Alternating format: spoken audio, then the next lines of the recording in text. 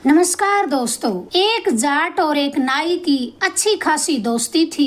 नाई चोरी के धंधे में खूब प्रवीण था और जाट खेती में काफी होशियार था, पर बादलों के भरोसे कभी फसल पकती तो कभी नष्ट हो जाती।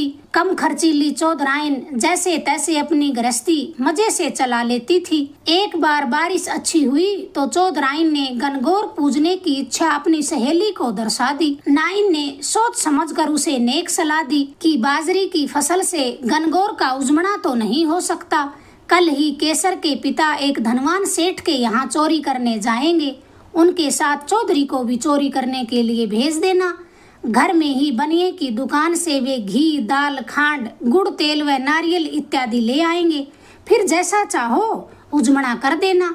चौधराइन ने चौधरी को समझाया तो वह मान गया। हामी भरते हुए, जैसी खेती जैसा व्यापार वैसी ही चोरी है, अपना अपना धंधा है, पर खेती के मुकाबले चोरी का धंधा आसान है। मेरे दोस्त जैसा मशहूर चोर सारे इलाके में नहीं है। एक बार इस धंधे की चाशनी चक्कर तो देखूं। सो दोनों दोस्त अच्छे सगुन विचार कर कृष्ण पक्ष की तेरस को उस मशहूर गांव पहुँचे जहां पर 9 लखपति सेठ रहते थे। तेरस की चांद उगने में 3 घड़ी रात शेष थी। चोर ने जाट को रास्ते में चोरी के खास खास गुर बताकर अंत में स्पष्ट कह दिया कि फटाफट काम करना है, तुम्हें तो चांदी सोने और नगीनों से कोई वास्ता ही नहीं। मैं तय खाने में चुपचाप अपना काम करता रहूंगा और तुम दुकान से भाभी की खातिर सारी चीजें बोरी में भर लेना, मगर डरना नहीं है। अगर चोर डरेगा तो समझो मर ही गया। तब जाट ने उत्साह पूर्वक कहा, अरे इसमें डरने जैसी बात ही क्या, जैसा व्यापार जैसी खेती वैसी ही चोरी। गणगौर का उजमना सेठ जी के माल से ही सही। नाई ने सोचा चौधरी बातें जरूर भोली भाली करता है, लेकिन वक्त पर पूरी सावधानी बरतेगा, और दोनों ने अपनी अपनी आदत के अनुसार पूरी सावधानी बरती भी। चोर तो एक घड़ी पहले ही अपनी गांठ बांधकर जाट के पास आया तो वह मजे से गुड़ और खोपरे की चिटकी दबाते हुए कहने लगा, घर का गुड़ तो इतना मीठा होता ही नहीं, मुझे थोड़ा समय लगेगा, तुम जाओ, मैं मजे से घर लौटाऊंगा। चोर ने जाट को काफी समझाया पर जाट नहीं माना। तब नाई ने तो वहाँ से निकलने में ही अपनी भलाई समझी। हवेली की छत पर सेठ के सभी घर वाले सो रहे थे। हवेली के मजदूर नौकर चाकर निसौपन नींद में ऊँघ रहे थे।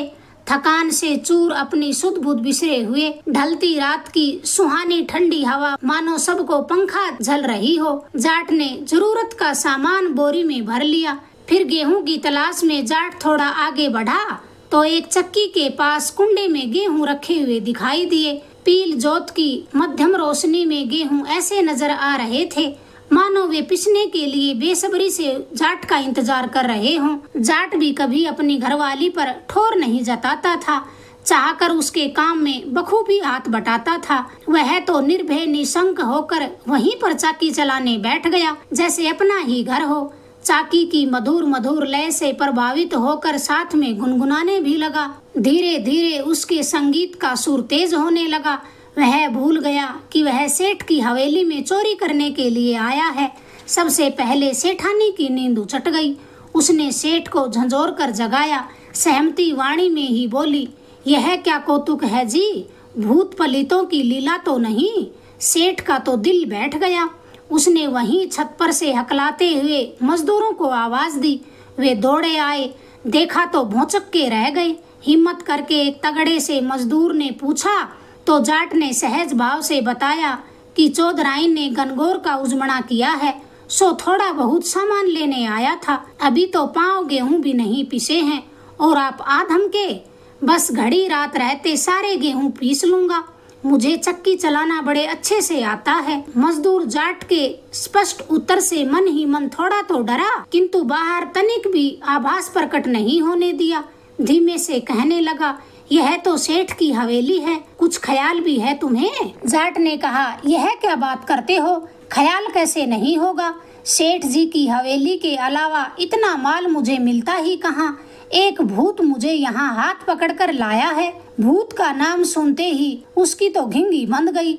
ऊपर का सांस ऊपर और नीचे का सांस नीचे ठहर गया। मजदूर के पीछे खड़े सेठ के मुंह से अचानक निकल पड़ा। भूत?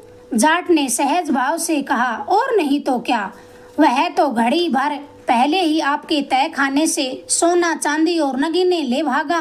बार बार कह रहा था कि सेठ ने आसपास सभी गरीबों को लूटा है, मैं इसे लूटूंगा। राज का खजाना खाली है, प्रजा के भले की खातिर राजा बेचारा करे तो अब क्या करे। आधा माल अपने राजा को देगा और आधा माल दूसरे राजा को।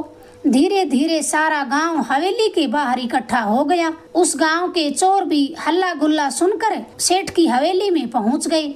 अपनी भलाई की खातिर उन्होंने चौधरी को मजबूत रस्सियों से बांध दिया, केवल पांव खुले छोड़े। मजबूत रस्सियों का खिंचाव महसूस करते ही चौधरी को होश आया। अरे, मुझे इस तरह क्यों बांध रहे हो? चौधराइन को रसोई बनाने के लिए सामान कैसे पहुंचाऊंगा? एक मुंह फट चोर ने कहा। यह सवाल तुम राजा जी से पूछना, वे इसका सही उत्तर दे देंगे। इतना कहकर वे मजबूती से रस्सियों के छोर को पकड़े हुए उसे राज दरबार में ले पहुँचे। रास्ते भर चौधरी एक ही रट लगाता रहा, यहाँ ऐसे वहाँ वैसे, यह गनगौर पूजे कैसे। सारा हजूम उसी की रट को सुनता रहा और मन ही मन मुस्कुराता रहा, मानो कहना चाहता हो इसको रत्ती भर भी चिंता नहीं है कि राजा इसे सजा देने वाले हैं। राजा जी इसकी अच्छी तरह गनगौर पूजा एक साथ ही करवा देंगे। पर चौधरी तो अपनी रट में खोया हुआ कुछ भी नहीं सुन रहा था। दरबार में पहुंचते ही राजा ने जाट से पूछा तो वह तनिक जोर से बोला, यहाँ ऐसे वहाँ वैसे, यह गनगौर पूजे कैसे। बड़े अचरज की बात कि राजा जी चौधरी की बात का जल्दी से मर्म समझ गया। एकत्रित लोगों को हाथ से जाने का संकेत करते हुए कहने लगा, तुम सभी बाहर जाओ, मैं एकांत में इससे बात करके सारा भेद जान लेना चाहता हूँ। राजा जी को कुछ भी नई बात जानने की जरूरत ही न थी, वे तो 2 घड़ी पहले ही सारा भेद जान चुके थे। थोड़ी देर बाद ही उन्होंने सेठ जी और उसके बेटों को बुला लिया। सख्ती के साथ आदेश दिया, गांव चौधरी को जल्दी से अपने ही हाथों से खोलो, 2 बैलगाड़ियों में सामान भरकर इसके घर पहुंचाओ।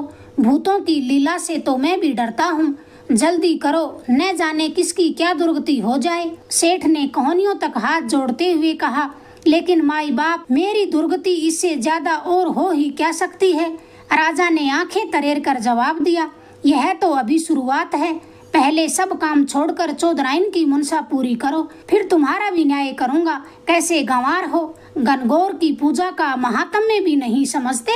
सारे हुजूम ने एक ही सुर में जयनाद किया, जय हो अन्नदाता की जय हो। आप समझाएं और हम न समझें, यह कैसे हो सकता है। उधर नाई को सब पता चला तो उसने चौधरी की हिम्मत की दाद दी, साथ ही मृत्यु पर्यंत गनगौर पूजने की कसम भी खाई। अगर आपको ये किस्सा पसंद आया प्लीज चैनल को लाइक करें, शेयर करें, सब्सक्राइब करें। धन्यवाद दोस्तों।